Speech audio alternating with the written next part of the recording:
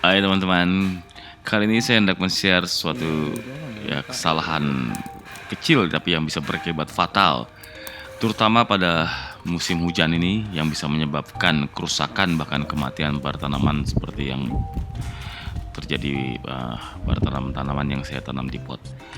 Nah, kesalahan apa itu? Yuk kita mulai. Dan sebelumnya, selamat tahun baru buat teman-teman semua dan terima kasih atas dukungannya terhadap channel ini. Dan bagi yang baru datang bisa mendukung kami dengan subscribe channel ini dan jangan lupa nyalakan loncengnya. Nah, di depan ini ada tanaman yang mengalami kerusakan seperti kayak kekeringan, daunnya jatuh semua. Dan begitu pula di sini. Seperti teman-teman yang sudah melihat video-video saya di video yang sebelumnya, tanaman-tanaman itu seperti ini sebelumnya. Dan terjadi kayak gitu, dan biasanya yang dilakukan oleh banyak orang, ya terutama pemula adalah ini. Dengan menambahkan pupuk. Ya ini hal wajar ya, yang sering dilakukan terutama pada pemula karena ciri-cirinya itu kayak kekurangan hara ya. Akan tetapi kalau itu terjadi di musim kemarau, tapi ini terjadi di musim hujan, dan kalau diberi pupuk malah hanya akan memperburuk keadaan. Dan untuk lebih pasti ya kita juga bisa menggunakan alat pengukur ini yang sudah saya bahas di video sebelumnya. Dan kalau kebanyakan air, salah satu jalannya adalah tidak memberikan air lagi tentunya, dan kita taruh di tempat yang terkena sinar matahari dan dibiarkan sampai dia kering, dan pokoknya jangan diberikan air lagi lah pokoknya ya. Lalu setelah ditaruh di tempat yang terkena sinar matahari, ada yang membaik tapi ada juga yang tidak mengalami perubahan.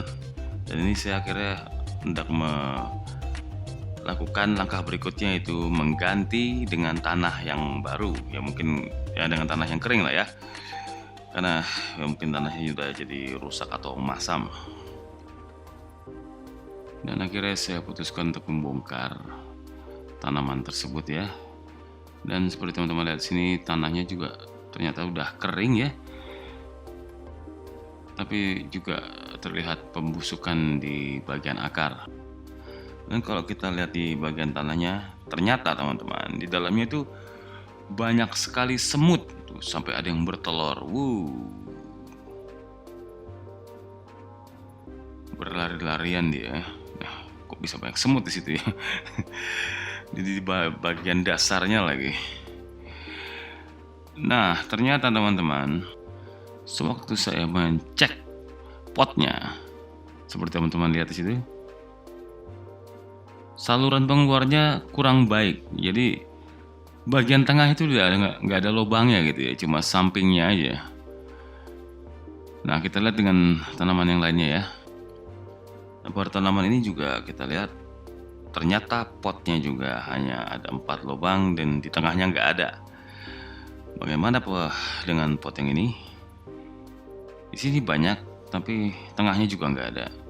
Dan akhirnya kalau kebanyakan air ya numpuk di situ dan jadi tempat ngademnya semut ya. Dan semut ini bisa merusak akar ya, karena semut juga termasuk hama dan juga dia melindungi hama-hama yang lain. Nah, seperti teman-teman lihat di sini, pot ini hanya ada 4 lubangnya ya. Tapi kalau kita lihat di tengah-tengahnya itu ada kayak tanda bahwa itu harus dibolongin ya. Bahkan ini tidak dibolongin tengahnya.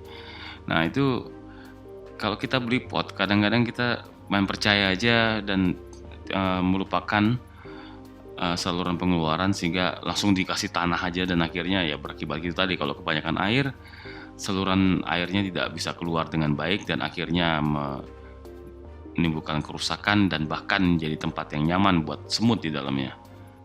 Oleh karena teman-teman, kalau kita beli pot, dicek ya bagian bawahnya itu ya sudah cukup belum lubangnya, dan yang terpenting bagian tengahnya itu yang harus ada lubang ya, supaya saluran pembuangan berjalan dengan baik dan air tidak tertimbun di dalam pot dan tidak menyebabkan kerusakan pada tanaman. Pada pot yang lebih besar juga nggak masalah, kalau ditambahin lebih banyak ya. Yang paling penting ialah di bagian tengahnya itu harus ada lubang. Nah, seperti teman-teman lihat di pot yang sudah saya bolongin dan dibalikan ini, itu masih basah ya. Nah, itu kebayang nggak kalau misalnya langsung diisi tanah, ya itu akan terulang lagi dan tanaman akan rusak lagi. Oke, langkah berikutnya kita beri tanah yang baru.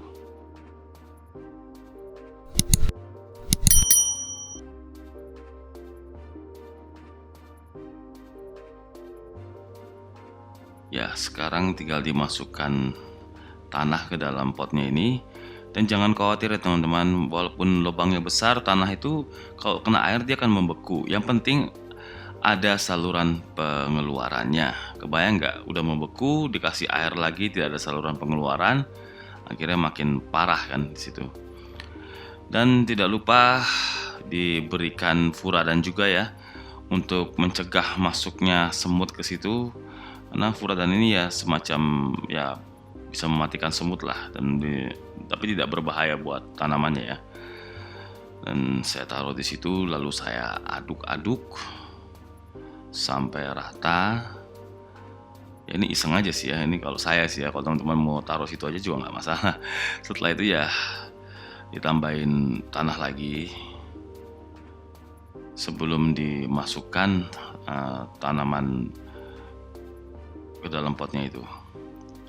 Dan tidak lupa dibersihkan juga ya akar dari tanaman yang kebanyakan air itu sebelum dimasukkan ke pot, supaya dia juga hilang segala macam yang nggak penting di dalam akarnya itu ya.